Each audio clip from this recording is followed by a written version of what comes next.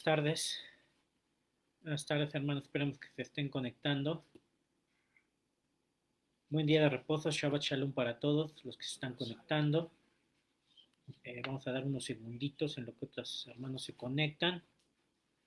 Y bueno, estaríamos el día de hoy con nuestra tercera sesión concerniente al tema de la apologética. Y en ese sentido, vamos a dar comienzo a esta tercera sesión, pues iniciando desde el principio, solo como introducción, sabemos que uno de los libros, quizá el libro más atacado eh, en el mundo académico, en el mundo secular, pues regularmente es el libro de Génesis. Entonces vamos a hacer un pequeño análisis del libro de Génesis, de los acontecimientos y sobre todo de los registros bíblicos que más han provocado que se desprecie el texto bíblico, aduciendo pues que se tratan de alegorías, que se tratan de cuentos, que se tratan de hechos imaginativos, fantasías, etcétera. Entonces, en esta tercera sesión nos vamos a ir precisamente a los hechos más relevantes de Génesis, y pues precisamente vamos a tocar el punto inicial concerniente a la creación. Y antes que otra cosa suceda, les recuerdo que en la sesión pasada habíamos recordado que uno de los aspectos importantes de la apologética precisamente es considerar el uso del intelecto, de la actividad del discernimiento mental para entender las escrituras. No solamente es una cuestión emocional y donde evidentemente el Espíritu Santo nos revela su verdad, sino que también implica que nosotros como seres pensantes hagamos uso de nuestro intelecto para reconocer las verdades en la palabra de Dios y efectivamente pues a través de su Espíritu Santo y de su Evangelio. Entonces los quiero invitar en principio a que pasemos a leer en el capítulo 22 de San Mateo 22, versículo 37, y recordar el grande mandamiento que a través del cual cuestionan a Yeshua, al Mesías. Algunos de los fariseos le cuestionan cuál es ese gran mandamiento. Y Jesús en ese versículo en concreto responde de manera muy precisa de la siguiente forma. Jesús le dijo: amarás al Señor tu Dios con todo tu corazón, con toda tu alma y con toda tu mente. Le repito, Jesús le dijo: amarás al Señor tu Dios con todo tu corazón, con toda tu alma y con toda tu mente. Entonces, si se dan cuenta, en este texto es muy claro que el Mesías nos está invitando, y más que invitando, nos está haciendo el mandamiento de que tenemos que amarlo con toda nuestra alma, con toda nuestra fuerza, pero sobre todo ahí añade al final con toda nuestra mente. Esto quiere decir que implica una actividad intelectual, que tenemos que efectivamente realizar un análisis, un razonamiento, hacer un discernimiento de lo que tenemos a la luz de la Escritura para poder así encontrar la verdad, evidentemente siempre con la revelación del Espíritu Santo, que es el que realmente nos va a revelar todas las cosas. Pero necesitamos nosotros como seres pensantes y racionales también efectuar esa actividad intelectual para poder llegar a conocer la verdad del Evangelio. Entonces, en esa tesitura, pues, procederemos ya en este momento a iniciar con lo que yo me he apoyado en un ministerio que se llama Respuestas en Génesis, que se dedica precisamente a analizar los registros de Génesis, las afirmaciones de Génesis, a la luz de la ciencia, a la luz del conocimiento, a efecto de determinar si es razonable creer en los registros de Génesis. Y vamos a iniciar con lo que se conoce como las 7 Cs de la historia, que es como una manera sistemática de poder analizar los eventos más importantes del Génesis y de la Escritura para poder llegar a la revelación de la verdad del Evangelio, y fundamentalmente en el sentido de reconocer que la Biblia es verdadera. Entonces, en esta primera análisis de este recorrido a partir de la creación, pues vamos a tener precisamente esa primera C, que es la creación. Después hablaremos de la corrupción, que lo identificamos con la caída. Tendríamos después la catástrofe, que la identificamos con el diluvio de Noé. Posteriormente hablaremos de la confusión, lo cual tuvo lugar en Babel, en la Torre de Babel. Ustedes recordarán también esa historia bíblica.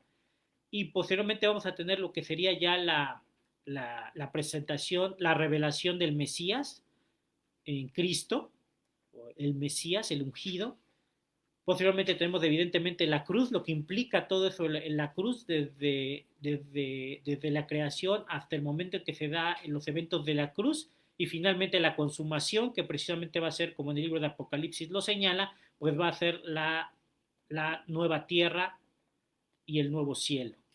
Entonces, bajo esta base que nos da este ministerio, vamos a analizar estos registros bíblicos y vamos a analizarlos de una manera puntual, aunque nos vamos a concentrar solo en los más relevantes y que regularmente son los que más se atacan en el mundo secular.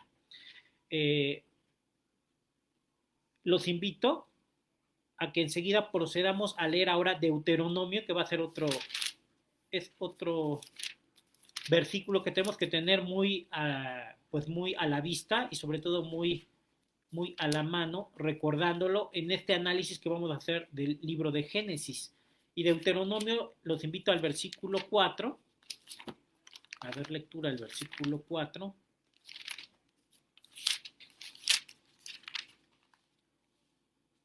Capítulo 4, versículo 1. 1 y 2, por favor. Vamos a darle lectura a esos dos versículos, que a la letra rezan: ahora pues, oh Israel, oye los estatutos y decretos que yo os enseño, para que los ejecutéis y viváis, y entréis y poseáis la tierra que Jehová, el Dios de vuestros padres, os da. No añadiréis, este es el que más me interesa hacer énfasis, hermanos, el 2, dice: no añadiréis a la palabra que yo os mando, ni disminuiréis de ella, para que guarden los mandamientos del Señor vuestro Dios que yo os ordeno. Entonces aquí tenemos, primeramente, recordando, tenemos que hacer un análisis intelectual de la Escritura, conforme al mandamiento del Mesías. Es decir, tenemos que hacer una actividad intelectual para reconocer la verdad del error, evidentemente a través del conocimiento de la palabra y de la revelación del Espíritu Santo. Eso es fundamental, ya lo sabemos. Y en este pasaje que acabamos de dar lectura, dice que es muy importante que nosotros no pretendamos añadir ni disminuir nada de la palabra. Es decir, lo que está en el texto bíblico no le podemos agregar, no le podemos quitar. Entonces tenemos que concentrarnos en esos dos aspectos que son muy relevantes para proceder al análisis del libro de Génesis. Entonces, lo primero que tenemos que recordar es que Génesis precisamente nos va a hablar del comienzo, del principio de la creación. Y entonces, si empezamos, casi todos estamos como familiarizados con este texto, los días de la creación, 6 días de la creación y un último día, el séptimo día, el día de reposo, el día en donde Dios toma reposo de su actividad, y es un día que hasta el día de hoy se sigue guardando, el día de reposo, el conocido Shabbat, y que deriva precisamente de estos primeros 7 días de la creación. También los invito a que vayamos a Proverbios 30 del 5 al 6, también vayamos a Proverbios, otro versículo que nos va a dar soporte en esta misma línea de Deuteronomio, Proverbios 30.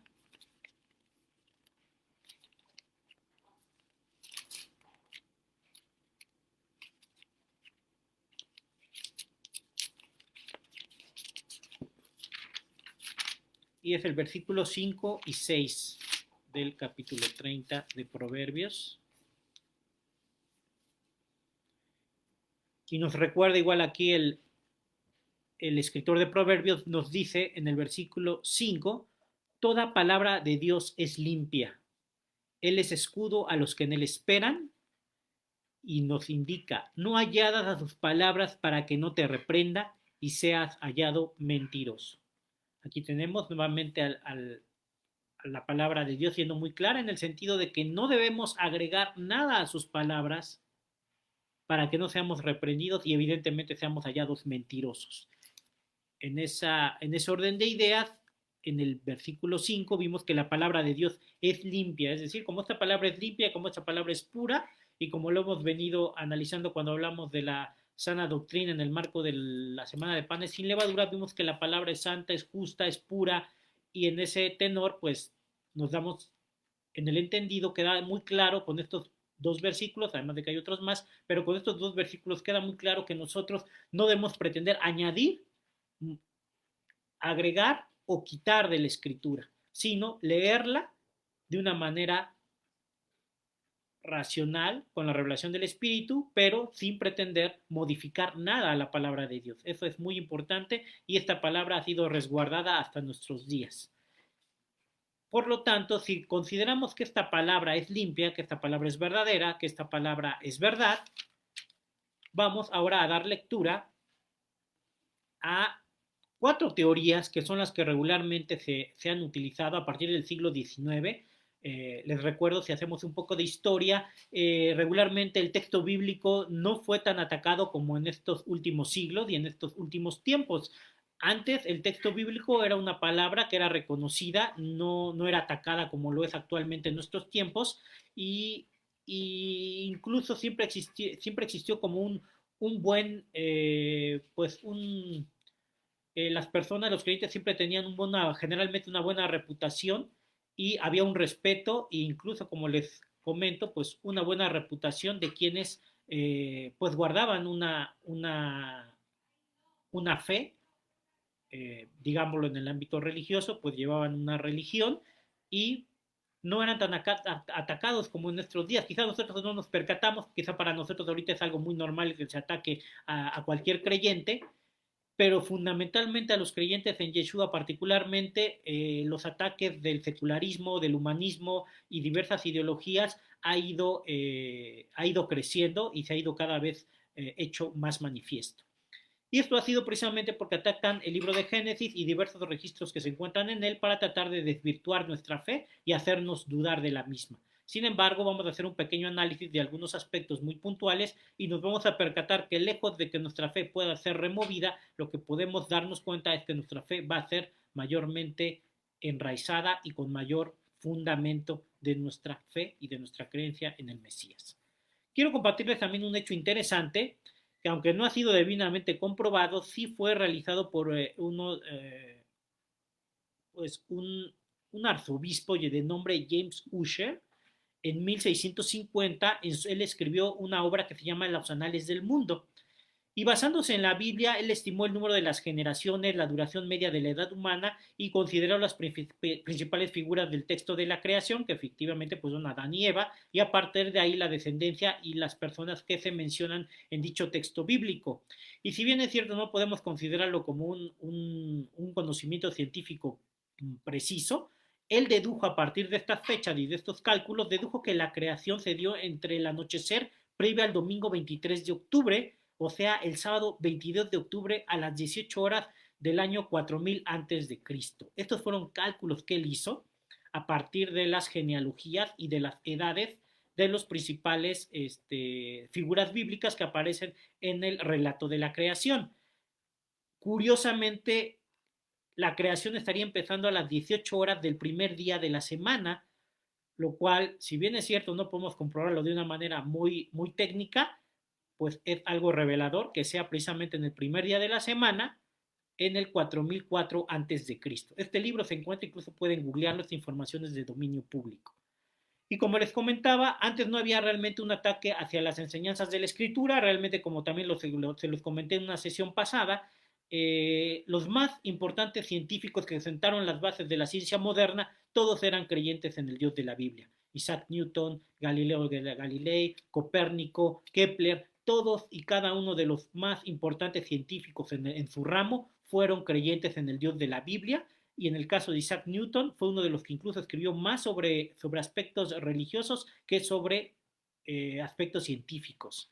entonces nos podemos dar cuenta que que en aquel momento el hacer descubrimientos como los que hizo Isaac Newton, como los que hizo Kepler, como los que hizo Galileo Galilei y todos los científicos que dieron las bases y el fundamento de la ciencia moderna, todos eran creyentes y jamás hubo de parte de ellos un ataque al libro sagrado, al libro de la Biblia, sino por el contrario, a través de sus conocimientos se dieron cuenta que podían entender el universo, que es un universo que es entendible, que es comprensible. ¿Por qué? Porque tenemos un Dios que ha puesto un orden y derivado de ese orden podemos deducir leyes y podemos deducir principios que son aplicables a todo el universo. Entonces, cada uno de ellos en su campo científico han establecido principios, han establecido leyes para poder entender el universo, para poder tener un mayor conocimiento de este espacio, pero sobre todo ellos reconocían que a partir de ese conocimiento se podían dar cuenta del orden, de que ese orden permite establecer que hay un creador que precisamente ha establecido un orden en el universo. Incluso al día de hoy se ha reconocido que hay más de 200 variables para que la vida en el caso del planeta Tierra fuera posible. Más de 200 variables han sido encontradas para poder determinar la vida en particular en el planeta Tierra. Con que se moviera una de esas 200 variables en una milésima, no sería posible la vida en la Tierra. Por lo tanto, cada vez los astrofísicos y sobre todo los cosmólogos y todos aquellos que estudian el universo se han percatado precisamente de estas variables que cada vez son mayores. Antes creíamos que el que hubiera vida en la Tierra era una cuestión muy sencilla, sin embargo, ahora los descubrimientos científicos han permitido establecer más de 200 variables para poder determinar que hubiera vida en la Tierra y les insisto, el que se moviera tan solo una de esas variables en una milésima acabaría con la vida en la Tierra. Entonces, esto es muy importante. Entonces, antes del siglo XIX realmente no había una discusión y un entendimiento de que hubiera un conflicto entre la ciencia y la creencia, entre la Biblia y los principios científicos. No existía. Esto se dio a partir del siglo XIX por algunos científicos que empezaron a hacer observaciones para tratar de desvirtuar el texto bíblico, pero sin contar realmente con elementos reales que pudieran demostrar que el texto bíblico era falso. Y entonces esta idea surgió a partir de las observaciones de ciertos científicos, incluso hicieron obras que fueron publicadas en el siglo XIX que hablaban de ciertas teorías científicas para determinar edades de la Tierra. Sin embargo, en esa época no existía ni siquiera ningún método de datación para poder determinar la edad de la Tierra, la edad de los animales o la edad de los fósiles. Eso no existía en el siglo XIX y sin embargo, a partir de esas publicaciones que hacían este tipo de hipótesis, es decir, no eran leyes, no eran ningún estudio científico, a partir de ahí comenzaron a hacer este tipo de afirmaciones, pero sin ningún sustento real.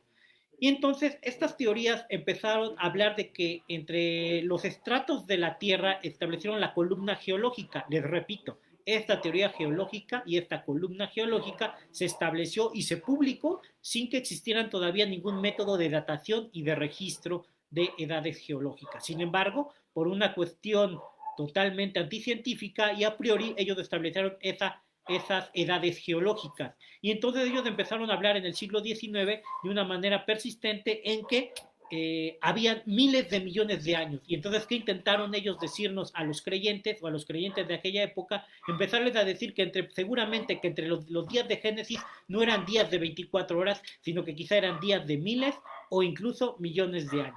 Sin embargo, vamos a analizar el texto bíblico a la luz de estos primeros dos versículos que le dimos lectura, tanto a Deuteronomio como a Proverbios. Hay otros, pero en esos dos nos vamos a basar para recordar que no debemos añadir ni quitar nada al texto bíblico y que debemos de leerlo realmente sin ninguna influencia externa, porque precisamente uno de los principios bíblicos y de hermenéutica bíblica es que la Biblia es un texto que se explica a sí mismo. Si queremos nosotros traer a la Biblia aspectos seculares, aspectos extra bíblicos, evidentemente van a haber cuestiones que no nos van a cuadrar, pero vamos a poner en duda el texto bíblico en lugar de poner en duda las afirmaciones de los hombres que somos falibles. Entonces se crearon, una de las primeras teorías que se creó para tratar de explicar y tratar de restarle veracidad al texto bíblico de la creación es la teoría del día edad, que es lo que les comento. Ellos empezaron a decir que seguramente los días de creación de Génesis e incluso los personajes que aparecen en Génesis no estaban relatando días ni vidas comunes humanas, sino que estaban estableciendo edades de millones de años. Y entonces, derivado de las observaciones y publicaciones sin ningún soporte científico de datación, ellos dijeron hay millones de años o miles de años entre cada uno de los días de la creación o incluso entre cada uno de los personajes que aparecen en la Biblia. Es decir, ellos dicen, no te están hablando de Adán, no te están hablando de Melquisedec, no te están hablando de Enoch, te están hablando de edades, te están hablando de como toda la familia o descendencia de Enoch, toda la familia o descendencia de Adán y hasta que se extinguen. Entonces esas son las edades, esos son los miles o millones de años que el conocimiento secular pretende insertar en la Biblia para precisamente intentar dar una explicación del texto bíblico, pero a la luz de la teoría del día-edad. Posteriormente viene otra teoría, que es la teoría de la brecha. En la teoría de la brecha lo que nos dicen los científicos seculares es que entre Génesis 1.1 y Génesis 2, el capítulo 2, hay una brecha. Igual, vuelven a insistir que entre esos dos capítulos hay una brecha. Y entonces ellos, por eso se llama esta como la teoría de la brecha. Y entonces ellos dicen que en este inter, que no sabemos cuánto tiempo duró, si existió o no existió, sin embargo, ellos de una manera a priori y sin ningún sustento, empiezan a decirnos que aquí serán diversos eventos como los dinosaurios, como la recreación de la Tierra, como los sucesos de Lucifer, etcétera. Entonces empiezan, pero si se dan cuenta, ahí es qué estamos haciendo. Si nosotros compartimos por lo pronto estas dos teorías, tanto la teoría del día-edad como la teoría de la brecha, ¿qué estamos haciendo, hermanos? Inconscientemente estamos añadiendo a la escritura. Estamos añadiendo ideas, estamos añadiendo conceptos humanos, ideas humanas para tratar de insertarlas en el texto bíblico. Y eso, como leemos Deuteronomio y Proverbios, no está permitido desde el punto de vista teológico y de la lectura que le dimos al texto. En esa tesitura tenemos que recordar nosotros como creyentes que tenemos la revelación de la verdad, la revelación de Yeshua y que hemos entendido que el texto bíblico es una verdad. Nos podemos dar cuenta que estas dos primeras teorías que tratan de hacer insertar miles o millones de años en el texto bíblico para tratar ellos de justificar una observación que realmente no fue una ley, no fue un conocimiento que podamos, conforme al método científico, no lo podemos comprobar. Recordamos ahora sí que nuestra sesión donde hablamos del método científico y si queremos aplicar el método científico a la teoría geológica va a resultar la misma situación que cuando quisimos aplicar el método científico a la teoría de la evolución darwiniana. Simplemente no lo podemos comprobar, no lo podemos corroborar, no lo podemos verificar, no lo podemos experimentar, no lo podemos repetir, mucho menos puede existir una falsabilidad, una publicación que precisamente antes de la publicación tiene que haber una investigación por pares. Eso no existe hasta el día de hoy, no existe ningún documento científico que apoye esta situación.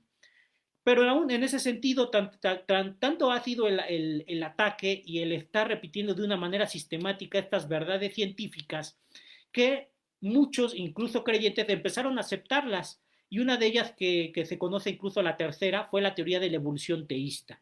Y entonces muchos creyentes de una manera pues incorrecta, si partimos de estos principios que leímos de Deuteronomio, Proverbios y además en muchos otros que podemos ver en la escritura, de que no podemos añadirle ni quitarle nada, aquí ellos aceptaron la teoría de la evolución siempre y cuando Dios haya intervenido en la evolución del hombre. Entonces, en la teoría de la evolución teísta, los propios creyentes, ante el ataque y ante la presión del mundo secular, aceptan la evolución teísta con la salvedad de que aceptan esta teoría siempre y cuando Dios haya intervenido en la evolución del hombre, lo cual, como vimos en el texto bíblico, no es posible, toda vez que no podemos añadir ni quitar nada, porque esta es la verdad. La palabra de Dios es pura, la palabra de Dios limpia, como lo vimos, como lo podemos ver en diversos textos de la Escritura, sobre todo en en el Antiguo Testamento, en la Torá, lo vamos a ver en muchos pasajes. Una cuarta teoría, que finalmente es la más conocida al día de hoy, es la teoría del Big Bang. La teoría del Big Bang, que parte de la idea de la gran explosión. Sin embargo, como ha sido demostrado en diversos debates científicos y en diversas publicaciones del mismo carácter, se ha podido demostrar, más bien no se ha podido demostrar cómo se dio esta explosión, cómo se dio esta primera explosión que pudiera dar lugar a toda la vida, que pudiera dar lugar a todo el orden, que pudiera dar lugar a todas y cada una de las leyes y a todas y cada una de las diversas variables que rigen el universo y que, como les comentaba, alrededor de 200 variables son las que permiten la vida en la Tierra. Y la teoría del Big Bang no puede explicarnos de una manera sistemática a partir de esa explosión hasta el día de hoy cómo se dio más bien esos hechos sucesivos que permitieron el establecimiento del universo. Pero no solo eso, el que existiera el universo, sino el que surgiera vida, en particular en este planeta. Tampoco existe un estudio sistemático que nos pueda determinar. Estamos partiendo también de hipótesis, de suposiciones, para tratar de explicar la vida en este planeta. Sin embargo, nosotros como creyentes y como beneficiarios de la palabra de Dios y de su revelación, nos podemos dar cuenta que ahí de una manera muy clara y de una manera sistemática Dios nos dice cómo se fue dando esta creación, e incluso si queremos añadirle miles de millones de años al texto bíblico, nos vamos a dar cuenta que no es posible que pasaran miles de millones de años en que se crearon los mares para que después miles y miles de millones después se diera lugar a a todos los tipos de vidas que existen en este planeta, que son inmensos. Entonces, esta teoría del Big Bang aún no ha sido debidamente comprobada. Como todas las anteriores, es una teoría. Ni siquiera es una hipótesis, porque para que, como lo habíamos visto en el método científico, para poder generar una hipótesis, por lo menos debemos de tener datos y elementos fidedignos que nos permitan posteriormente pasarlos en una evaluación experimental o científica. Y esto hasta el día de hoy no ha sucedido. Entonces, como se percatarán, en estas cuatro teorías, que son las que fundamentalmente han tratado de insertar miles o millones de años a los días de la creación, y que muchas veces los creyentes hemos aceptado de una manera incorrecta a la luz de la Escritura, es que tratamos de acomodar miles o millones de años al texto bíblico, pero esto, lejos de fortalecer, ¿qué hace? Es debilitar nuestra fe, porque entonces queremos añadir las ideas del mundo al texto bíblico. Y eso, como lo vimos en los primeros versículos, no es posible, conforme a la palabra del Eterno. Ahora, vamos a analizar realmente por qué sí debemos considerar el día, los días de la creación, que ahí sucesivamente en Génesis nos va relatando Dios, para poder vislumbrar si es coherente considerarlo como un día normal, o si sí sería posible considerar los días diferentes a 24 horas. Entonces vamos a analizar la palabra hebrea para día, es la palabra Yom, es el Strong 3118, que significa día, días, edad, un día. Y en un análisis sistemático de la palabra día en todo el Tanakh, y considerando el contexto, se analiza el uso de que la palabra Yom siempre va a ser un día normal de 24 horas. Y como ejemplos nos dan la palabra día, es decir, la palabra Yom, aparece como alrededor de 410 veces, y siempre, conforme al contexto, siempre se refiere a un día normal de 24 horas. Hay otros pasajes en donde aparece la palabra tarde y mañana juntos. Tarde y mañana siempre significan, conforme al contexto, en 38 veces que aparece en el Tanakh, siempre significa un día normal de 24 horas. Tenemos tarde o mañana, también aparece 23 días y se considera también un día normal conforme al contexto que aparece en el pasaje correspondiente. Y finalmente tenemos la palabra noche con día, 52 veces en el Tanakh, y conforme al contexto bíblico todos concuerdan unánimemente que se trata de un día normal de 24 horas.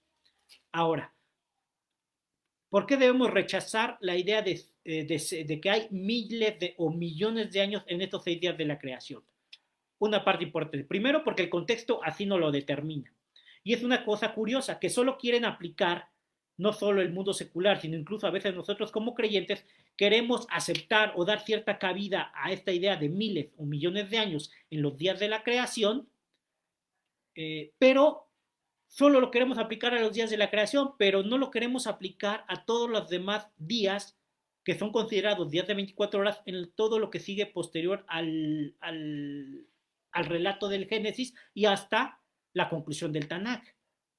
O sea, no es una cuestión coherente, es contradictoria. ¿Por qué? Porque queremos aplicarle a los 6 días de la creación miles de millones de años, es decir, le queremos añadir, pero cuando pasamos de la creación, cuando se habla precisamente de día y conforme al contexto tenemos días de 24 horas, ahí no decimos nada. Ahí incluso hasta los seculares dicen que son días de 24 horas y no tratan de reinterpretarlos. Únicamente queremos reinterpretar los 6 días de la creación, lo cual también, como lo hemos visto, conforme al principio de interpretación de hermenéutica, sabemos que la palabra, o como tengamos definido un primer concepto, una primera idea la Torah, así va a ser considerado en todo el desarrollo hasta que concluye el Tanakh y posteriormente incluso en el Nuevo Testamento. Es un principio de hermenéutica y el cual estaríamos también violando, el cual muchas veces no se percatan las personas. Entonces, si el libro de Génesis nos está dando en un principio que el día, conforme al contexto, se trata de un día de 24 horas, esa misma idea y ese mismo concepto que tenemos de día de 24 horas lo tenemos que aplicar a todo el Tanakh e incluso al Nuevo Testamento. ¿Por qué? ¿Qué sucedería si quisiéramos aplicar esta misma idea de miles de millones de años a un texto posterior a Génesis? Vayamos, por ejemplo, a la historia que todos conocen, la historia de Jonás y el gran pez, que está en segunda de Pedro 3, que está en el libro precisamente del profeta Jonás. Ahí en este libro, si se dan cuenta, dice que Jonás estuvo 3 días y 3 noches en el vientre del pez. Estos 3 días y 3 noches, así se establecen porque es el parámetro que estableció Dios desde la creación, estamos de acuerdo. Tarde y mañana son un día, tarde y mañana segundo día, tarde y mañana siempre van juntos, la mañana y la tarde. Así lo establece el parámetro de la creación. Entonces, si consideramos aplicar este mismo criterio, el cual es incorrecto considerando el contexto de la lectura, de la simple lectura, si queremos aplicarlo a la historia de Jonás con el gran pez, tendríamos que llegar a la conclusión que entonces Jonás tiene que estar 3.000 años, si es que consideramos que son miles de años, si estuvo 3 días y 3 noches, tendría que estar 3.000 años en el vientre del gran pez, lo cual evidentemente no es factible, sería absurdo. Lo mismo sucede que han querido aplicar esta idea al querer aplicar segunda de Pedro 3.8. Segunda de Pedro 3.8, los invito a que demos lectura. Segunda de Pedro 3.8, que es un versículo que también ha sido una manera en que incluso los mismos creyentes hemos querido adoptar esta idea de miles de años o millones de años para tratar de justificar esta creencia secular. Entonces, segunda de Pedro 3.8, vamos a la lectura, que dice: mas amados, no ignoréis esto, que con el Señor un día es como 1000 años y 1000 años como un día. Muchos, incluso creyentes, han querido adoptar este pasaje de segunda de Pedro 3.8 para justificar la posibilidad de que Génesis en particular se puedan incluir miles de años. Sin embargo, si damos una lectura honesta y sobre todo una lectura intelectual, nos vamos a dar cuenta que el texto no nos está remitiendo a una cuestión de establecer que un día es 1000 años, sino por el contrario. Esta figura, incluso en las figuras literarias, se conoce como un símil. ¿Por qué? Porque si ustedes dan lectura, vamos a dar lectura nuevamente, dice que no ignoréis esto, que para con el Señor un día es como 1000 años. Quizá uno podría decir, sí, posiblemente entonces un día puede ser 1000 años. Sin embargo, enseguida, ¿qué dice el texto?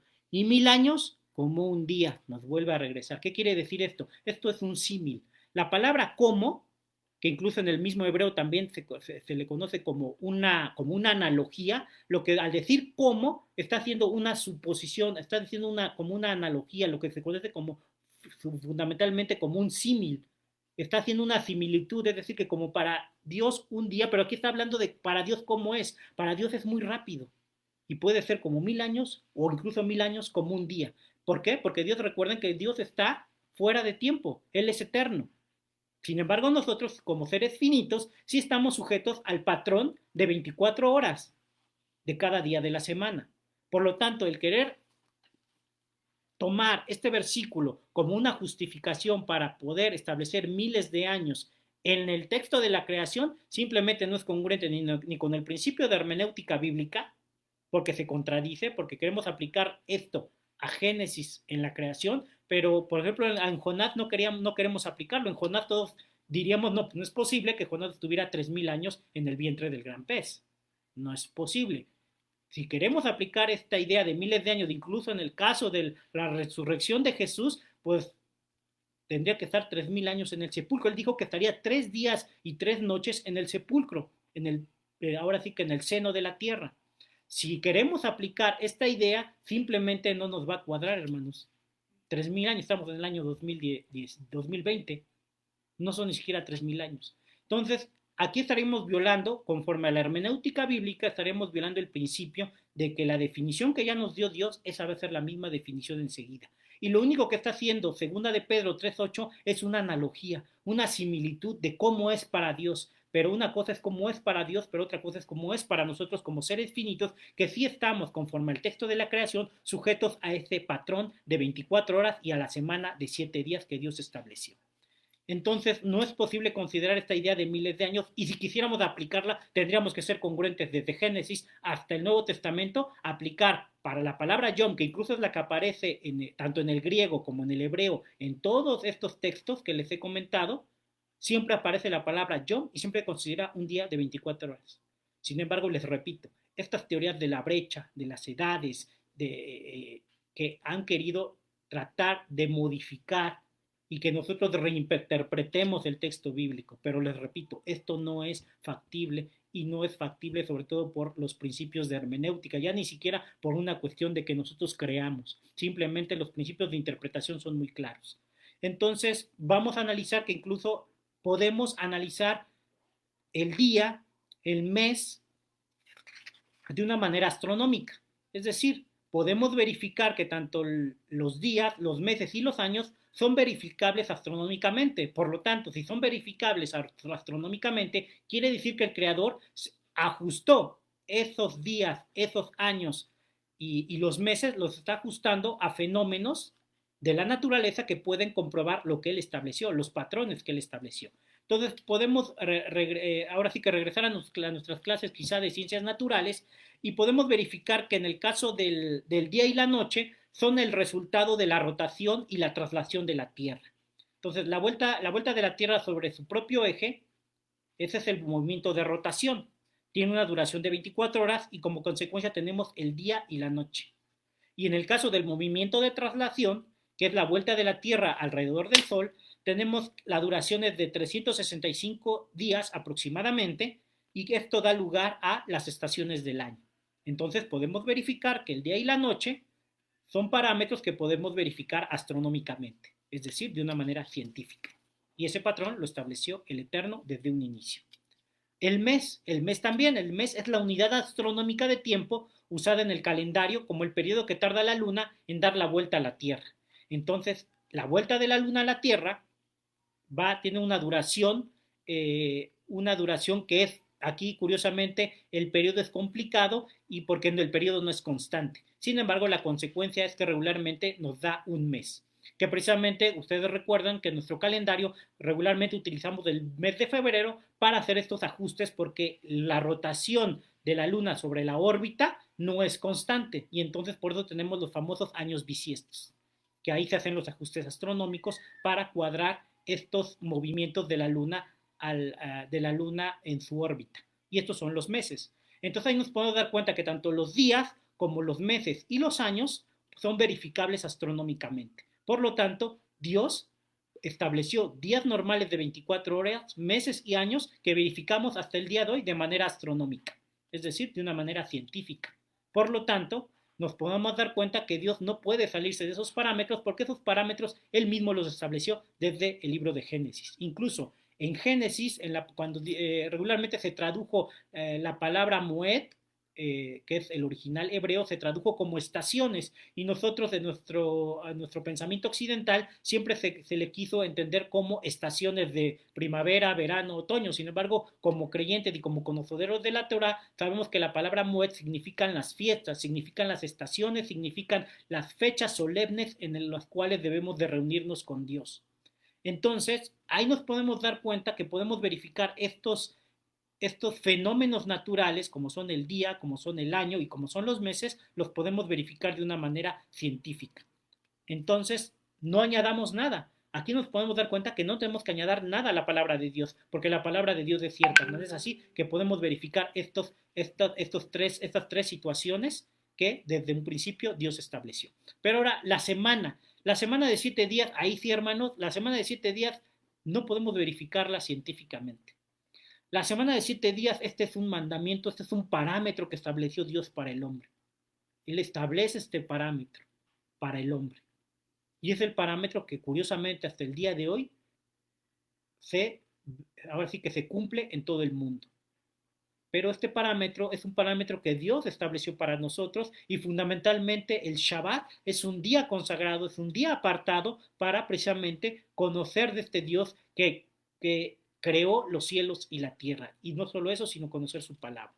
Entonces, no añadamos ni quitemos nada a la palabra de Dios. Y como hemos visto, estos fenómenos son comprobables científicamente. Por lo tanto, no podemos pensar que en un principio fue de otra manera. No, como les he repetido, lo que Dios estableció en un principio, así lo debemos entender y comprender hasta el día de hoy. ¿Y por qué? Tenemos otro versículo que nos apoya esto. Los invito a Romanos 7:12. Vamos a dar lectura a la carta de Romanos 7:12.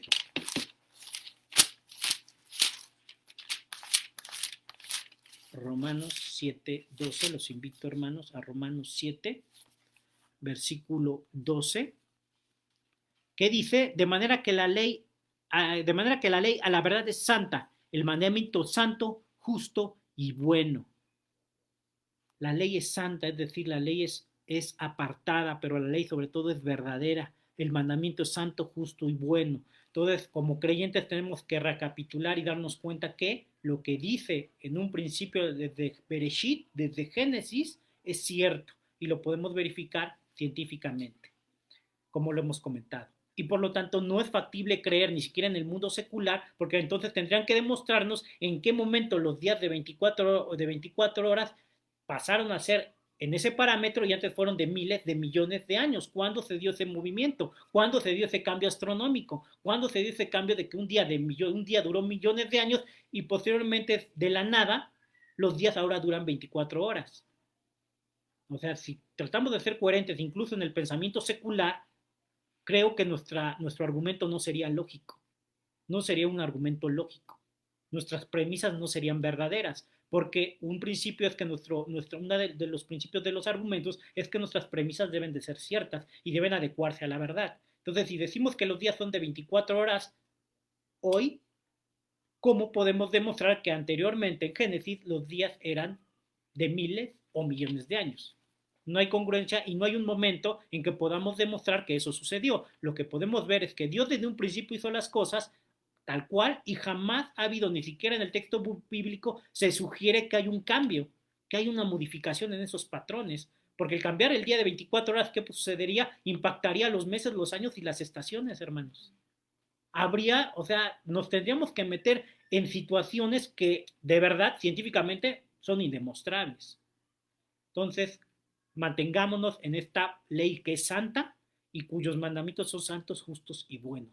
Y una ley que es perfecta, como el libro como en el capítulo 119 de Salmos, ahí vemos que la ley es perfecta.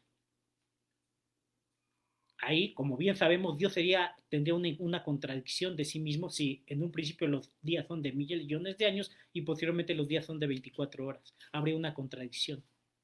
Y no solo eso, no podrían darse los aspectos de la naturaleza, por ejemplo, la polinización de las plantas no sería factible si las plantas se crean miles de años y tardan otros miles de años en crearse las abejas.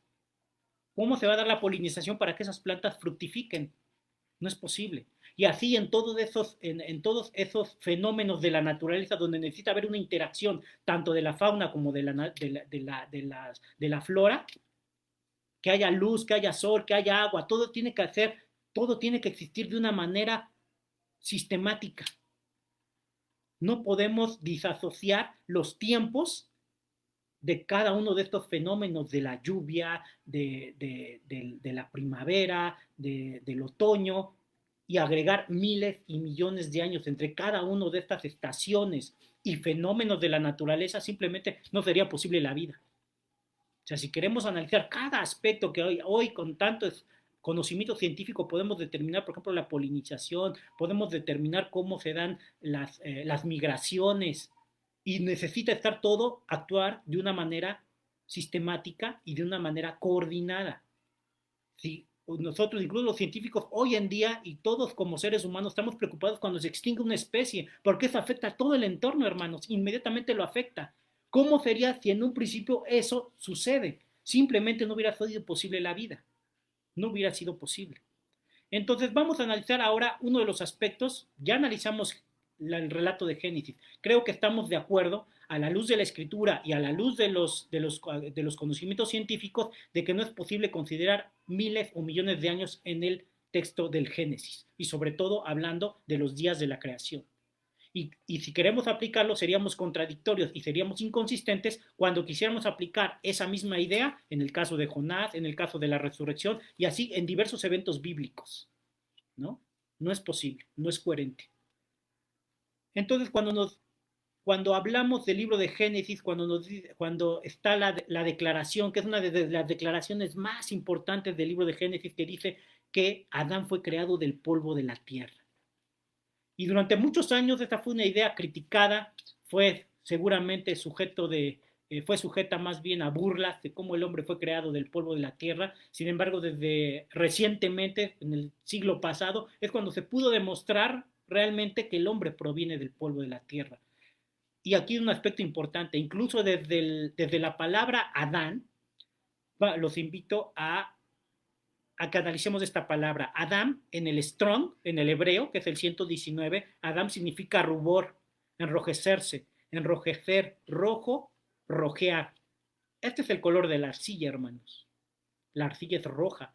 Por eso cuando aquí en el Strong, en el hebreo, cuando tratan de determinar cómo Dios creó a Adán, lo identifican con algo que se enrojece, con algo que rojea o algo rojo. Y esto más específicamente se establece en el Strong 120 del hebreo, que dice que Adán es rojizo, un ser humano, especie, humanidad, gente, humano, persona, varón. Evidentemente, considerando el contexto, vamos a poder determinar si se estaba hablando de Adán o si se está hablando de la humanidad como tal o de un varón o del género humano. Por eso cuando Pablo habla de que Adán es el primer hombre y Adán es el primer, valga la redundancia, el primer hombre es el primer Adán y Jesús es el último Adán, él está haciendo ahí una comparación de la humanidad, es decir, está haciendo una analogía de que Adán representa a la humanidad, como lo establece el Strong, y cuando Pablo hace uso de esta palabra Adán, lo hace en ese sentido, es decir, el contexto es el que nos está dando ya la definición correcta de la palabra Adam en cada contexto. Jesús cuando en el original hebreo, cuando dice que es el hijo del hombre, utiliza la palabra Ben Adam, hijo del hombre, utiliza la palabra Adam en el original hebreo. Incluso Daniel cuando también habla del hijo del hombre, utiliza la palabra Adam. Entonces, nos podemos percatar, hermanos, que Adán está haciendo una referencia a una característica de la tierra, de la arcilla en particular, que es roja. Y ahora se ha podido demostrar que el promedio, esto ya es un dato científico y lo podemos encontrar en diversos textos científicos y en páginas de internet, obviamente científicas, que dicen que el promedio de 70 kilogramos del cuerpo humano adulto contiene 7 por 10, 27 átomos y contiene al menos trazas detectables de 60 elementos químicos que se encuentran en la corteza terrestre. Entonces, aquí los científicos han concluido que el cuerpo del hombre está constituido por al menos 60 elementos químicos que se encuentran en la corteza de la Tierra. Entonces, este es un dato importante. Entonces, ahí el cuerpo está, entre otros elementos, tiene el carbono, el hidrógeno, nitrógeno, calcio, fósforo, potasio, azufre, sodio, cloro, magnesio, boro, cromo, cobalto, hierro y varios de estos. Son al menos 60 trazas de elementos químicos. Y todos estos se encuentran en la corteza terrestre. Entonces, esta afirmación, cuando tenemos que hacer un análisis cronológico del momento en que Moisés está escribiendo de la creación, está escribiendo de Adán, ¿cómo iba a saber Moisés que realmente el hombre había sido tomado del polvo de la tierra? Actualmente se puede demostrar científicamente que el ser humano está constituido por todos los elementos que están en la corteza terrestre. Entonces, esa no es una declaración falsa, pero sobre todo consideremos el tiempo en el cual se escribió el texto bíblico, hermanos. ¿Cuánto tiempo se escribió el texto bíblico a Moisés? ¿En qué año estamos? ¿Cómo podía hacerse esa declaración? Y hoy, muchos siglos después, científicamente demostrar que todos estos elementos químicos de la corteza terrestre están en el cuerpo humano. Tan es así que la declaración de que polvo eres y en polvo te convertirás es otra declaración verdadera. Vamos a regresar al polvo porque vamos a volver a constituir parte de esa corteza, parte de esos elementos, nos vamos a desintegrar en cuanto al aspecto de nuestro cuerpo. Pero aquí es una declaración importante. Entonces, cuando alguien quiere, por ejemplo, debatir este aspecto, sería importante recordarle, oye, la declaración de Génesis de que el hombre fue hecho del polvo de la tierra, ¿es cierta o falsa? Es cierta, científicamente comprobable. Y podemos ir a cualquier blog, incluso que no sea tan científico, pero si vamos incluso a revistas científicas, si vamos a cualquier biblioteca, si vamos a cualquier o cualquiera que estudia química, bioquímica, te puede determinar que efectivamente, incluso qué necesitamos en las vitaminas, los oligoelementos, ¿qué son? Son elementos de la tierra. Todo lo que necesitamos alimentarnos, de incluso de lo que recibimos de las frutas, de los alimentos, todo proviene de la tierra y contienen esos elementos químicos que nos son necesarios para que nuestro organismo funcione. Entonces, esa declaración en Génesis, hermanos, es una declaración importante que a veces pasamos de largo, que no hacemos una reflexión de qué tan importante es esta declaración de Génesis, de que el hombre fue tomado del polvo de la tierra. Y las declaraciones que hace Daniel, las declaraciones que hace nuestro propio Mesías como hijo del hombre, reconociendo que es hijo de Adán, pero implícitamente está reconociendo que somos polvo de la tierra y que estamos constituidos de esos elementos que aparecen en la corteza terrestre. Entonces, incluso les comparto dos bibliografías que hablan precisamente de esos análisis químicos y de la composición del cuerpo, y uno de estos títulos es Composición Elemental del Cuerpo, del 18 de diciembre de 2018, está en Wayback Machine, por Ed Utman, es el autor y médico, y fue publicado el 17 de junio de 2016. Lo pueden googlear en las redes. Aparece otro título que es el de biología química y los elementos, química inorgánica de la vida, la química inorgánica de la vida, y fue elaborado por los autores Frausto da Silva y J.J.R. Williams del 16 de agosto de 2001. Sin embargo, hermanos, pueden investigar y pueden buscar mucha información con respecto a la constitución del cuerpo humano y ahí podemos percatarnos que esta declaración de Génesis es una declaración verdadera. Y esto nos debe confirmar el texto bíblico, porque es verdadero. Otro de los aspectos que tenemos que también considerar es el ADN. El ADN, que es uno de los descubrimientos más innovadores en nuestro tiempo, y fundamentalmente a partir del siglo pasado y cuando se pudo establecer el genoma humano, y entonces pudimos establecer que el ácido disoxirribonucleico, conocido por sus siglas como ADN, contiene las instrucciones genéticas usadas en el desarrollo y funcionamiento de todos los organismos vivos. También es responsable de la transmisión hereditaria, la función principal de las moléculas, el almacenamiento de la información genética, y es el que ayuda a componer y establecer el orden de las células, las proteínas y varios componentes que son necesarios para que la célula pueda regenerarse óptimamente. Y como también recordarán en nuestras clases de ciencias naturales, en nuestras clases de biología, pues ahí se nos decía cómo estaba establecida la célula, de qué parte se conformaba la célula, pero últimamente podemos determinar que hay un código genético. Un código genético es el que va a permitir precisamente, se va a traducir en una secuencia que es a partir de los nucleótidos del ARN. El ARN es el que va a funcionar como el que hace las copias para que precisamente esa información se pueda ir replicando en cada una de las células y en cada uno de los organismos vivos. Entonces, en ese sentido, nos podemos dar cuenta que la ciencia no está en contra de la creencia bíblica, mucho menos en contra de la creencia del ser superior. Lo único que hace es confirmar que esos conocimientos que nos permiten tener un mayor entendimiento del funcionamiento del cuerpo humano, y en el caso particular del ADN, nos permiten establecer que no es factible, como ya lo habíamos visto, la evolución. La evolución no es factible porque el código genético no lo permite. El código genético ya está establecido, determinado desde hace miles de millones de años y ese código genético es inmutable. Y como lo veíamos en una sesión pasada, las mutaciones, el azar, lejos de generar, en el caso particular de las mutaciones, un beneficio a los organismos, siempre genera enfermedades y trastornos que van a ocasionar que las células mueran e incluso se generen enfermedades crónico-degenerativas como el cáncer, la diabetes, la hipertensión, etcétera.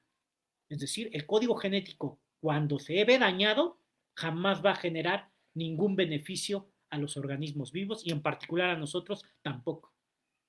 Entonces, el código genético es otro elemento que lejos de mermar nuestra fe, la afirman porque nos hacen ver que este ser creador desde Génesis estableció ya todas las especies según su género, incluso en el ámbito de la naturaleza de las plantas y flores, también conforme a su semilla, según su género, Dios lo estableció ya todo de una manera perfecta. No es necesario añadir o quitar nada, Dios ya lo hizo perfecta, como lo veíamos al inicio de la sesión. No debemos añadir ni quitar nada al texto. Dios ya lo hizo todo, ya la creación es perfecta. Dios lo único que hizo, efectivamente antes del pecado es perfecta, pero ya lo único que hace Dios ahorita es mantener y sustentar su creación. Otro aspecto que también quiero tomar de manera muy rápida es el aspecto de los dinosaurios. Este es otro aspecto que muchas veces se ataca, con el que se pretende atacar y mermar la fe de nosotros como creyentes en el texto bíblico. Y nos dicen es que la Biblia no habla de los dinosaurios.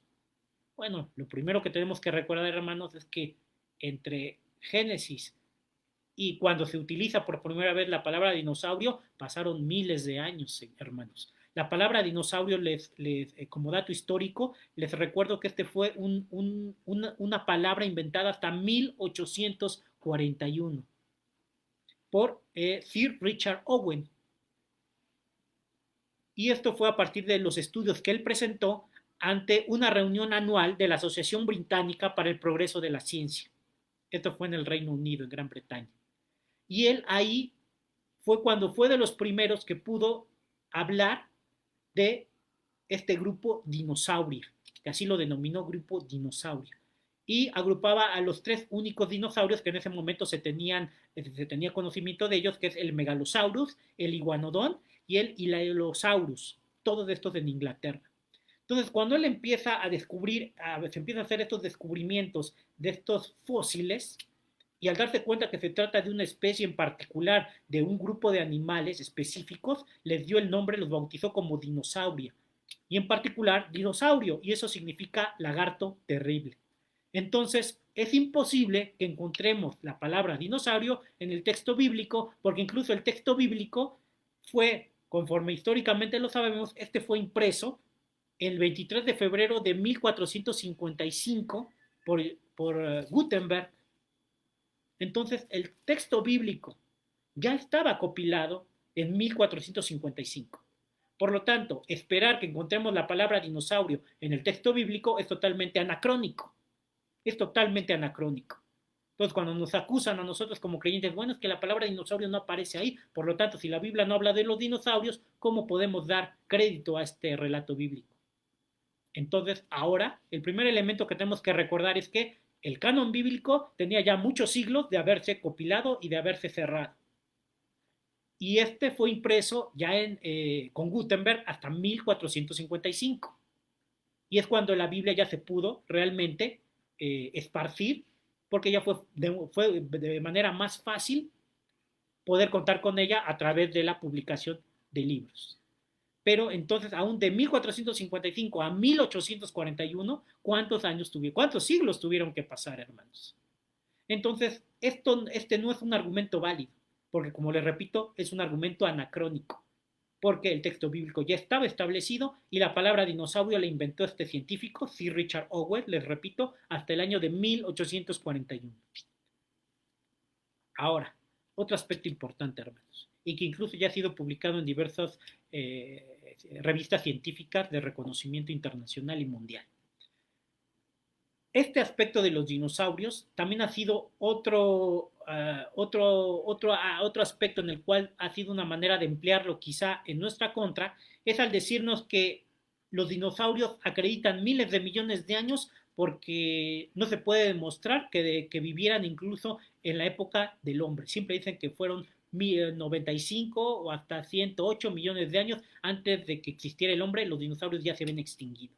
Sin embargo, quiero compartirles un dato muy importante y le voy a dar lectura al resumen de un artículo que se publicó en el 2000, que apareció en el 2005. Y dice, se les voy a dar lectura, hermanos. En el año 2005, científicos que trabajaban en el estado de Montana, Estados Unidos, hicieron un descubrimiento sorprendente en el fémur de un tiranosaurio rex que aún tenía tejido blando bien conservado. Incluía vasos sanguíneos, venas y células. Para la líder del equipo en este descubrimiento del 2005, la doctora Mary Switzer, había encontrado lo que parecía ser células de sangre en un hueso de T-Rex en la década de 1990. Ella reportó en este tiempo que parecía exactamente un trozo de hueso moderno, pero por supuesto no lo podía creer. Los huesos al final, en el pensamiento secular, tienen 65 millones de años de edad. ¿Cómo podrían sobrevivir células de sangre por tanto tiempo? Se pregunta la líder del equipo científico. Y esto está citado en la página 160 de V. Morrell, Dino, DNA, The Hunt and the Type, ADN Dinosaurio, la caza y la publicidad. Y esto está publicado en la revista Science del número 261, del número 5118, en 1993. Hermanos, les repito, este descubrimiento fue a partir de 1990. Sin embargo, ustedes como bien saben, en el método científico, este descubrimiento de tejido blando en el hueso de un tiranosaurio rex tuvo que pasar a ser verificado por otro grupo de científicos pares, es decir, de la misma rama científica y el mismo reconocimiento dentro de ese ámbito, en este caso, para poder verificar este descubrimiento del equipo liderado por la doctora Mary Switzer, y encontraron que efectivamente había tejido blando, hermanos. Es decir, pudieron extraer ADN de un hueso de T-Rex, y eso está publicado en la revista Science. La revista Science es una de las revistas más respetadas a nivel mundial. No estamos hablando de cualquier estudio, estamos hablando de un estudio científico. Y esto trajo para los mismos líderes del equipo científico, como está reportado en este resumen del artículo, no pueden entender cómo sobrevivieron las células más de 65 millones de años. Porque esa es la idea que tienen, hermanos, pero no está comprobada. A veces en sus dataciones dicen que un tal fósil tiene 50, otros dicen que tiene 60, otros dicen que tiene 180, otros realmente no hay una datación perfecta, no hay una datación fiable al 100%. Todas las dataciones parten de supuestos científicos. Y eso es otro aspecto muy importante. Entonces, ahora vamos a dar lectura a Job. Quiero que me acompañen al libro de Job. Job 40, hermanos, por favor. Acompáñenme al libro de Job 40.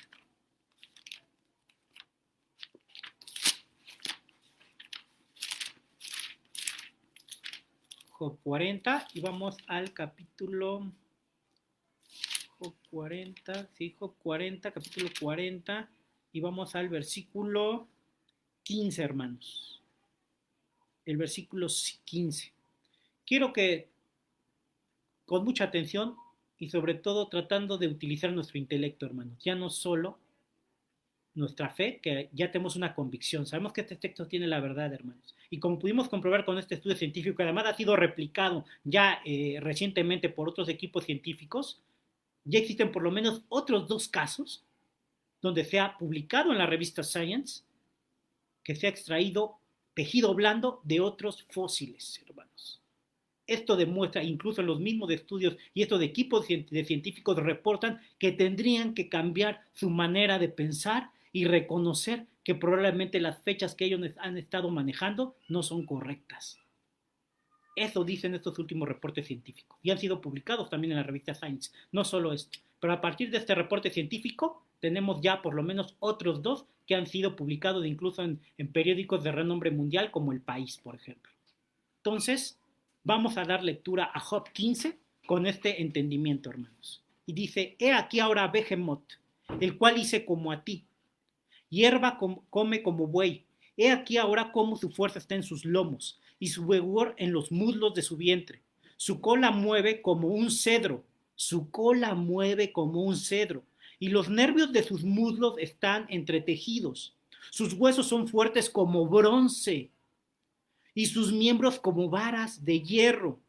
Él es el principio de los caminos de Dios. El que lo hizo puede hacer que su espada a él se acerque. Ciertamente los montes producen hierba para él. Los montes producen hierba para él. Y toda bestia del campo retosa allá. Se echará debajo de las sombras, en lo oculto de las cañas y de los lugares humedecidos. Los árboles sombríos lo cubren con su sombra. Los sauces del arroyo lo rodean. He aquí, sale de madre el río, pero él no se inmuta. Tranquilo está, aunque todo un Jordán se estrelle contra su boca, lo tomará alguno cuando esté vigilante y horadará su nariz. Este texto, hermanos, ¿de qué nos está describiendo Job? ¿Qué nos está describiendo más precisamente Dios? Le está describiendo y le está recordando a Job una de sus más grandes creaciones, que es el Behemoth. Muchos comentaristas, críticos, han querido decir que se trata de un hipopótamo o de un elefante, pero sinceramente si leemos el texto, una de las características que tiene es que mueve su cola como un cedro. Su cola es como un cedro. Yo no he visto un elefante o un rinoceronte con cola como un cedro. Dice que si todo un Jordán, es decir, todo un río se impacta contra su boca, él está tranquilo. Dice que sus muslos, en el versículo 16, que su vigor está en sus muslos de su vientre. Ahí donde dice que la cola la mueve como un cedro. Sus huesos en el versículo 18 son como fuerte bronce, hermanos. ¿Qué animal tendría estas características? Estamos hablando de un dinosaurio, hermanos. O sea, no se trata de ser muy científico, muy, no sé cómo decirles, para percatarnos que no está hablando de un elefante, que no está hablando de un hipopótamo. Dice que los árboles apenas lo cubren, los altos de los árboles, de los cedros también. Ahora vamos a Job 41. Entonces aquí tenemos Behemoth. Behemoth, obviamente Dios no iba a utilizar la palabra dinosaurio, ¿están de acuerdo? Porque eso es un anacronismo. Él le está mostrando parte de su gran creación y evidentemente le está mostrando lo más grande. Pero ahora en Job 41, vamos a dar lectura, hermanos. Job 41, pongan atención el siguiente animal que describe Dios para Job, para mostrarle su grandeza como creador. ¿Sacarás tú a Leviatán con anzuelo? Aquí estamos hablando ahora de Leviatán. ¿O con cuerda que le eches en su lengua? ¿Pondrás tu soga en sus narices y horadarás con garfio su quijada? ¿Multiplicará él ruegos para contigo? ¿Te hablará en lisonjas? ¿Hará pacto contigo para que le tomes por siervo perpetuo? ¿Jugarás con él como un pájaro o lo atarás por tus niñas? ¿Harán de él banquete los compañeros? ¿Lo repartirán entre los mercaderes? ¿Cortarás tú con cuchillo su piel? ¿O con arpón de pescadores su cabeza? Pon tu mano sobre él. Te acordarás de la batalla y nunca más volverás. He aquí que la esperanza acerca de él será burlada, porque aún a una sola vista se desmayarán. Nadie hay tan osado que lo despierte. ¿Quién pues podrá estar delante de mí? ¿Quién me ha dado a mí primero para que yo restituya? Todo lo que hay debajo del cielo es mío. No guardaré silencio sobre sus miembros ni sobre sus fuerzas y la gracia de su disposición. ¿Quién descubrirá la delantera de su vestidura? ¿Quién se acercará a él con su freno doble? ¿Quién abrirá las puertas de su rostro? Las hileras de sus dientes espantan. La gloria de su vestido son escudos fuertes, cerrados entre sí estrechamente. El uno se junta con el otro. ¿Qué viento no entra entre ellos? Pegado está el uno con el otro. Están trabados de entre sí que no se pueden apartar. Con sus estornudos enciende lumbre, y sus ojos son como los párpados del alba. Con su boca salen hachones de fuego. Centellas de fuego proceden, de sus narices sale humo, como una olla o caldero que hierve. Su aliento enciende los carbones. De su boca sale llama. En su cerviz está la fuerza. Delante de él se esparce el desaliento. Las partes más flojas de su carne están endurecidas. Están en él firmes y no se mueven. Su corazón es firme como una piedra y fuerte como la muela de abajo. De grandeza tienen temor los fuertes, y a causa de su desfallecimiento hacen por purificarse. Cuando alguno lo alcanzare, ni espada, ni lanza, ni dardo, ni consolete durará.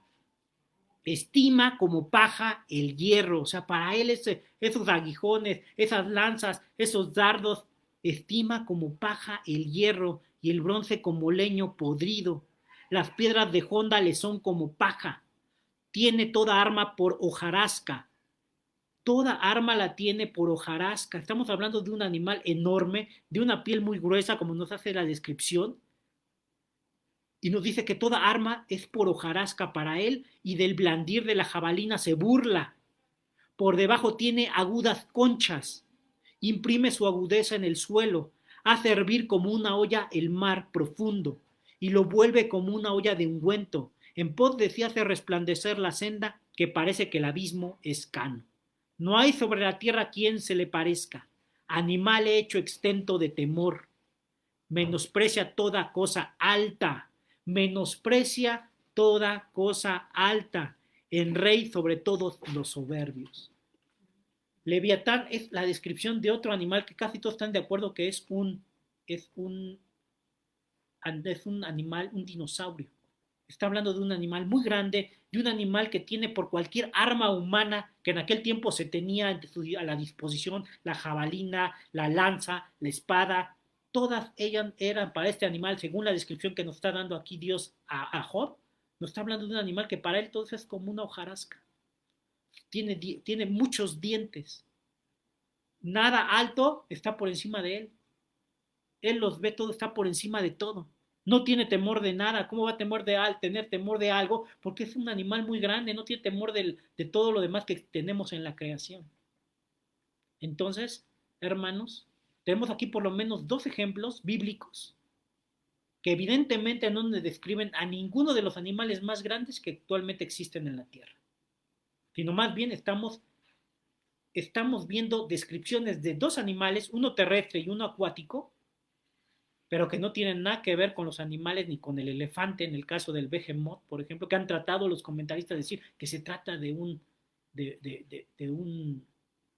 mamífero pequeño como la cola del mamut. Entonces, si leemos a conciencia y de una manera textual lo que el Padre nos está describiendo, es una descripción que Él nos está haciendo de estos dos animales y es una de las formas en que le muestra este Dios eterno, nuestro Dios grande, una de las formas en que Dios le demuestra a Job la grandeza de su creación. ¿Por qué le da estos dos ejemplos? Porque son los dos más grandes que tiene en ese momento para mostrarle a Dios qué grande es este creador. Entonces, tenemos descripciones sí de animales que no corresponden con ninguno de los animales de los cuales ahora consideraríamos los más grandes en la tierra. Por lo tanto, esta descripción que tenemos en Job nos da una muestra muy clara de que la Biblia sí contempla animales muy grandes y que seguramente encuadran en las especies de dinosaurios, que son los famosos saurópodos. Entonces aquí tenemos dos, por lo menos un tipo de saurópodo en Leviatán acuático.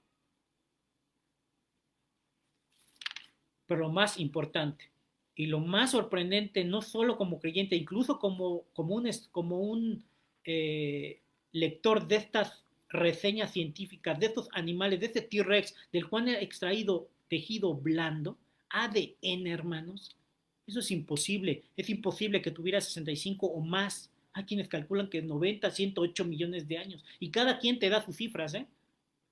Qué científico, ¿no? Que cada quien te va a dar una cifra, otro grupo te da otra cifra, otro grupo te da otra cifra. ¿Por qué? Porque los métodos que utilizan estos hombres falibles como nosotros, que somos hombres falibles, no son de ninguna manera 100% comprobables. Ningún método de datación. Existen alrededor de más de 60, 70 métodos de datación. Y ninguno es confiable. Ninguno. Evidentemente los científicos han tratado por el carbono 14, que sí, que es uno de los más confiables, pero no. Si ustedes analizan de una manera crítica el método carbono 14, se van a dar cuenta que en ese caso parte de una suposición. El método y todos los métodos de datación para iniciar sus conclusiones parten de una suposición. Todos los métodos de datación científica parten de una suposición.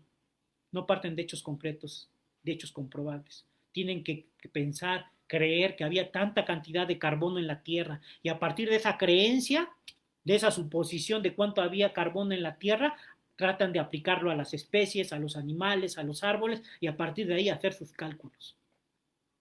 Pero parten de una suposición, suponen que había tanta cantidad de carbono en la Tierra, y a partir de ahí calculan, creen que aquí así tuvo que haberse ido perdiendo la cantidad de carbono, y a partir de esa pérdida de carbono es como hacen las dataciones de cuánto tiene un animal, un fósil de muerte. Pero estamos de acuerdo, ellos no estaban ahí, no tenían sus instrumentos para medir cuánto carbono había en la Tierra hace 1500, 2000, 3000 años. No lo pueden saber. Están suponiendo, suponen, piensan, se imaginan. Esos son nuestros científicos, hermanos. Esos son nuestros científicos. Y en el campo de la datación, así se manejan. Parten de una suposición. Parten de suposiciones para tratar de interpretar una realidad. ¿Pero qué nos dice el método científico? Nos tienen primero que demostrar que el método 14 es 100% confiable para creerles. Pero eso no ha sucedido, hermanos.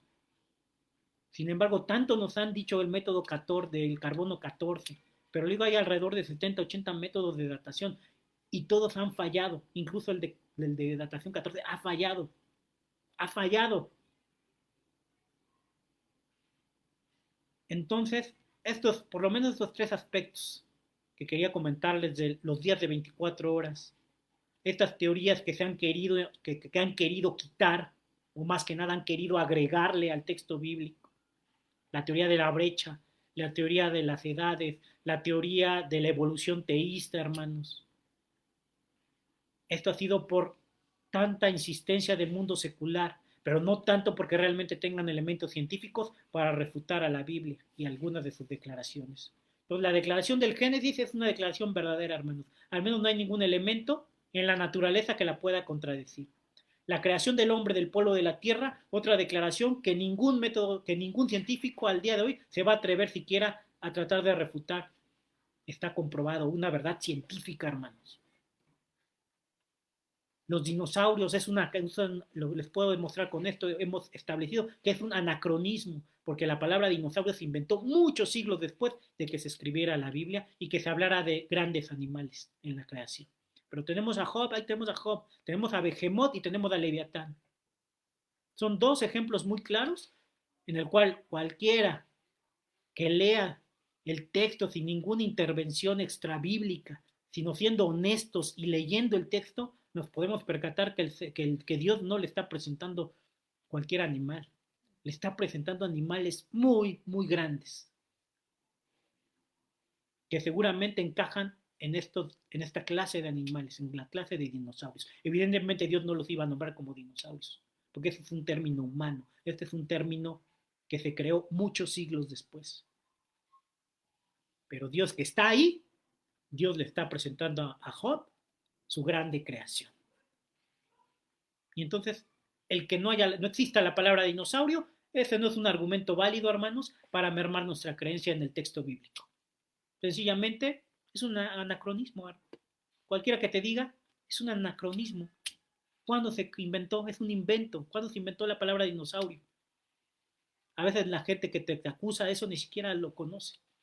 Simplemente se van con este mundo de estar repitiendo y repitiendo y repitiendo y repitiendo. La Biblia no es verdadera porque no habla de dinosaurios. No dice dónde está un dinosaurio. No entienden y no comprenden en su necedad, hermanos, a veces. No quieren entender estas verdades bíblicas. Pero estos tres aspectos son muy claros y evidentes, hermanos. Podemos comprobar el día, cuánto tarda, hemos verificado. Todos desde la antigüedad han verificado que los días son de 24 horas. Yo no, que me demuestren científicamente que antes los días duraban millones de años. ¿Dónde está el texto? ¿Dónde está el experimento? ¿Dónde está el resultado?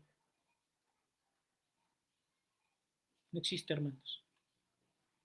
Entonces, quiero finalmente compartirles que Jesús tan sabía que estas declaraciones de Génesis son ciertas, que el mismo Mesías las retoma en diversos pasajes del Nuevo Pacto. Y los invito primero a que leamos Mateo 19:4. Los invito a que leamos Mateo 19:4 y con esto quiero finalizar, hermanos, con esos últimos versículos.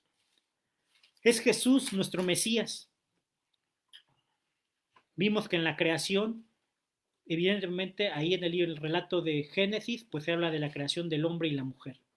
Y entonces, ¿qué dice el Mesías? Él sabiendo y él estando en el principio de todo, retoma este hecho bíblico, este acontecimiento de la historia, y dice el Mesías en Mateo 19:4. Él respondiendo les dijo, ¿no habéis leído que Él los hizo al principio? Hombre y mujer los hizo. Y dijo, por esto el hombre dejará padre y madre, y se unirá a su mujer, y los dos serán una sola carne. ¿Qué está haciendo aquí el Mesías, hermanos? Salvo su mejor opinión, el Mesías está retomando un hecho de Génesis. Está tomando el hecho de la creación de Génesis y les dice, ¿no habéis leído? Y nos lo dice a cualquiera que nos trate de refutar, pero cualquiera que cree en el Mesías nos recuerda, ¿no habéis leído que en el principio, en Bereshit, ¿no habéis leído que en el principio hombre y mujer los hizo? ¿Qué está haciendo Jesús? Está sentando como cierto el evento de la creación del hombre. Si no, no lo hubiera referido el Mesías. Si hubiera sido alguien que quisiera en esta teoría de la evolución teísta, hubiera así dicho, no. En el principio, después de que evolucionó tal especie y evolucionó tal especie, vino Eva y Adán de la evolución y ahora sí se unirán en una sola carne. No, Jesús es muy claro. En el principio, en Bereshit, hombre y hembra los creó. Hombre y hembra los hizo. Jesús está validando el texto del Génesis. Está validando esa verdad. Ahora les pido me acompañen a Marcos 10:6, por favor. Acompáñenme a Marcos 10:6.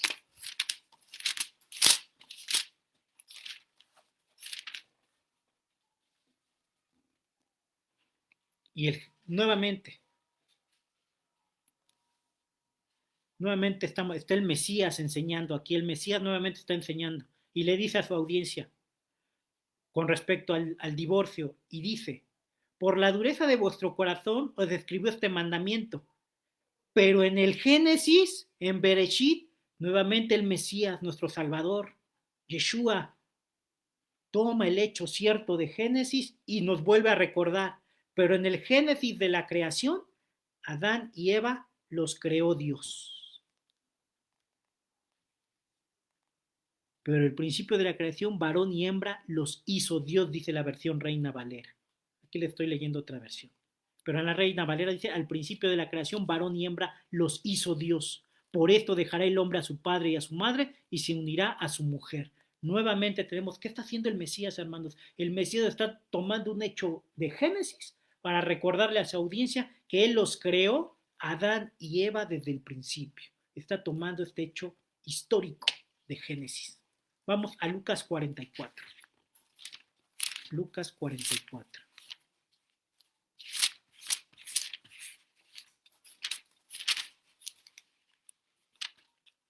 Lucas 44.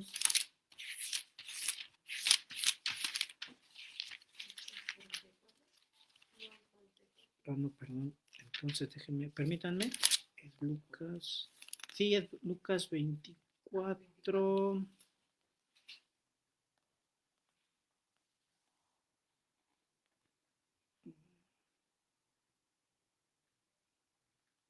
Sí, es Lucas 24, versículo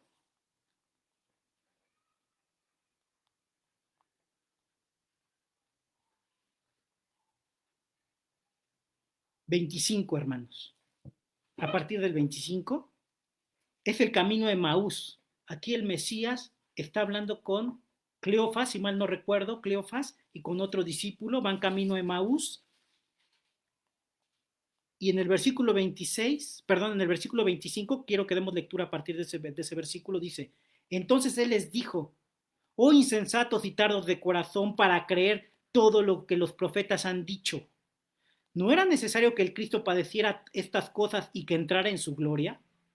Y comenzando desde Moisés y siguiendo por todos los profetas, les declaraba en todas las escrituras lo que de él decían. A ver, hermanos, ¿qué está tomando el Mesías para demostrarles y declararles que las escrituras hablaban de él desde el principio? Está tomando desde Moisés. Si no fuera cierto el relato de Moisés, la creación, Adán y Eva, los días de creación, la caída, el pecado, si todos esos hechos no fueran ciertos, pues yo creo que Jesús comenzaría de otra parte. Pero tan es cierto, y porque Él es la palabra viviente, Él les declaraba desde Moisés. Yo no dudo que desde Bereshit les empezó a demostrar y les empezó a mostrar que desde ahí se hablaba de Él. Incluso tenemos ahí el protoevangelio. Desde ahí viene la promesa en Génesis. Recordemos el protoevangelio, que de la simiente de la mujer vendría ese libertador, ese salvador, que aplastaría a la serpiente. Desde ahí tenemos esa declaración. Desde ahí, ¿de quién se está hablando, hermanos? Se está hablando del Mesías. Desde ahí, Moisés está escribiendo del Mesías. Entonces, cuando aquí les dice específicamente en el 27, y comenzando desde Moisés y siguiendo por todos los profetas, les declaraba en todas las escrituras lo que decían de él.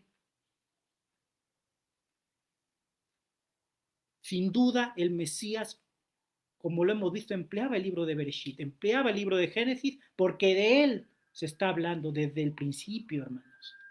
Desde la Torá de Moisés, les declaraba a estos discípulos camino de Maús, les declaraba que de él se hablaba y que tenía que haber padecido. Evidentemente, en ese momento, como dice el pasaje, ellos estaban velados.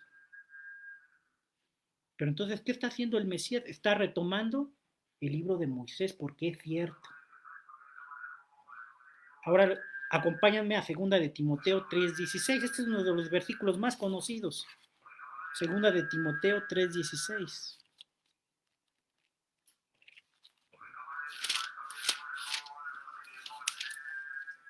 Segunda de Timoteo 3:16. Concluye y es muy claro, hermanos. Pablo, hablándole a Timoteo, le dice, toda la escritura es inspirada por Dios y útil para enseñar, hermanos, para redarguir, para corregir y para instruir en justicia. Segunda de Timoteo 3:16 es muy claro también. ¿Qué está haciendo Pablo? ¿Qué le está diciendo a Timoteo? Toda la escritura, ¿a qué escritura se está refiriendo Pablo, hermanos? Se está refiriendo a la escritura hebrea. se está refiriendo al Tanaj. En ese momento histórico no existía el nuevo pacto, no existía el Brit Hadashah, no existía, hermanos. ¿A qué escritura se está refiriendo Pablo? Pablo se está refiriendo, porque es una carta de Pablo a Timoteo, y le está refiriendo que toda escritura es útil para enseñar. ¿Y a qué escritura se está refiriendo? Se está refiriendo a los escritos de Moisés, de manera específica a la Torah, pero de manera general al Tanakh, que ya estaba compilado, cuyo canon ya estaba debidamente establecido. Incluso antes de que llegara Jesús, ese canon ya estaba debidamente establecido.